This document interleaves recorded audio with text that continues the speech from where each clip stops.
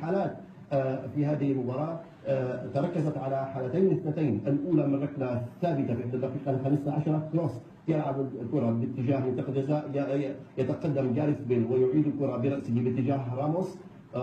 هناك طبعا الذي أحرز منها، لكن هناك نلحظ عملية مسك واضح قبل أن يصل برأس قدمه راموس ويحول الكرة بعيدا عن حارس مرمى. وهنا نشاهد الحكم المساعد الإضافي، وهو أعتقد يتوجب عليه هنا أن يشاهد عملية المسك، لأن نلحظ عملية المسك بدأت مبكرة، بدأت قبل طبعا بعد ان اصبحت كره باللاعب وقبل ان يلعب جاريث بيل الكره، بمعنى بان راموس كان في موقف صحيح عندما تعرض لحاله المسك التي تمنعه من عمليه مسك واضح جدا لتمنعه من الوصول للكره بشكل باقتدار ولعب الكره بشكل صحيح.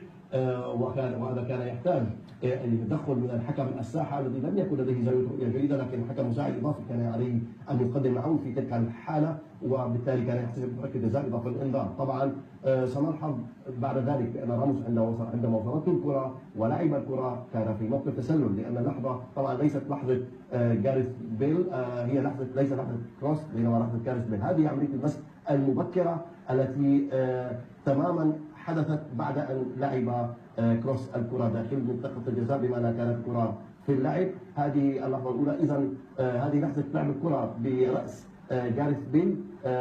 راموس كان في موقف تسلل، طبعا لا وجود لاتاحه الفرصه في حاله التسلل، لان هو في الاصل هو مخالف عندما تصله الكره ويلعب ويستفيد من موقعه او بالاحرى يتدخل في اللعب ويلعب الكره.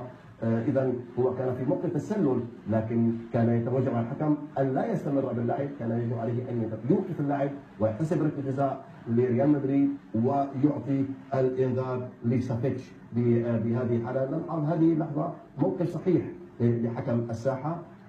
طبعا الكره هنا تقدمت في هذه اللحظه، هناك عمليه المسك قد تمت في هذه اللحظه من طبعا سافيتش ضد راموس داخل منطقه الجزاء. الكره هنا وصلت، هنا اصبح سيرجيو راموس في نقطه تسلل بعد ان لعب الكره جاريث بيل، لكن المسك كما ذكرنا بدا مبكرا والكره كانت في اللعب وكانت قد قطعت مسافه واصبحت داخل منطقه الجزاء.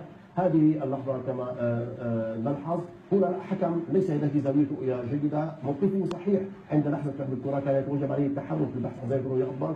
الحكم المساعد الاضافي لديه زاويه رؤيه افضل بكثير، لكنه اعتقد كان منشغلا، وهذا هنا دوره بان يقدم العون لاحتساب ركله الجزاء واضافه الانذار وعدم الذهاب لاعطاء راموس الفرصه بالتسجيل، لان كما ذكرنا كان راموس في موقع تسلل. هنا الحاله الثانيه في الدقيقه 46 جريزمان يمرر الكره عرضيه داخل منطقه الجزاء، لكن هي اقرب باتجاه بيبي، لكن فرناندو توريس يقوم بعمليه بد ساقه باتجاه بيبي الذي يحاول التحرك باتجاه لاعب الكره. انا اعتقد المخالفه معاكسه تماما، المخالفه ليست ركله جزاء. نلحظ كيف هو ذهب باتجاه بيبي